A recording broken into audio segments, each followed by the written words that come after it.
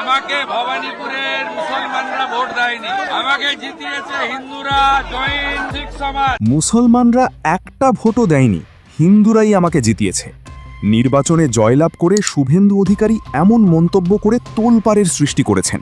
নির্বাচনে জয়ের পর ফের নিজের চেনা মেজাজে ধরা দিয়েছেন বিজেপি নেতা শুভেন্দু অধিকারী। জয়ের সংশয়পত্র হাতে নিয়ে এক বিতর্কিত মন্তব্য করে বসলেন শুভেন্দু। তার দাবি, ভবানীপুরের মুসলমানরা তাকে ভোট দেয়নি, বরং হিন্দু, জৈন এবং শিখ সম্প্রদায়ের মানুষেরাই তাকে জয়ী করেছেন। তার এই মন্তব্যের ভিডিও ভাইরাল হতে শুরু হয়েছে তীব্র রাজনৈতিক সমালোচনা। ভাইরাল হওয়া ভিডিওতে দেখা যায় শুভেন্দু অধিকারী সাংবাদিকদের মুখোমুখি হয়ে বলছেন, আমাকে ভবানীপুরের মুসলমানরা একটাও ভোট দেয়নি, আমাকে জিতিয়েছে শুধুমাত্র হিন্দুরা, জৈন এবং শিখ সমাজ। আমি তাদের প্রণাম করি। তিনি আরও যোগ করেন, এই আসনটি জেতা অত্যন্ত জরুরি ছিল ডাক্তার শ্যামাপ্রসাদ মুখোপাধ্যায়ের স্বপ্ন পূরণের জন্য।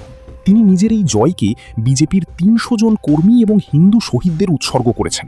বক্তব্যের শেষে তিনি প্রধানমন্ত্রী নরেন্দ্র মোদী এবং কেন্দ্রীয় স্বরাষ্ট্রমন্ত্রী অমিত শাহের প্রতি কৃতজ্ঞতা প্রকাশ করেন। শুভেন্দু অধিকারীর এই মেরুকরণ ধর্মীয় মন্তব্যের পর বিরোধী দলগুলো কড়া সমালোচনা শুরু করেছে।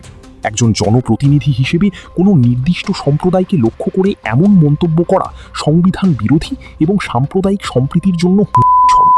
তৃণমূল কংগ্রেসের পক্ষ থেকে জানানো হয়েছে, বিজেপি সবসময় বিভাজনের রাজনীতি করে। নির্বাচনে হার জিত যাই হোক, সব ধর্মে মানুষের প্রতি সমান সম্মান প্রদর্শন করা একজন নেতার দায়িত্ব। শুভেন্দু অধিকারী বরাবরই তার ধারালো বক্তব্যের জন্য পরিচিত। তবে নির্বাচনের সংশয়পত্র হাতে নিয়ে ভোটারদের এভাবে ধর্মীয় পরিচয় ভাগ করাটা বাংলার রাজনীতিতে এক নতুন বিতর্কের জন্ম দিয়েছে। এখন দেখার বিষয়, নির্বাচন কমিশন বা বিজেপির শীর্ষ নেতৃত্ব এই মন্তব্যের প্রেক্ষিতে কোনো পদক্ষেপ নেয় কিনা। Icon focus 24 TV, powered by 4D Fourth Dimension। আমাদের চ্যানেলটি সাবস্ক্রাইব করে আমাদের সাথে থাকুন।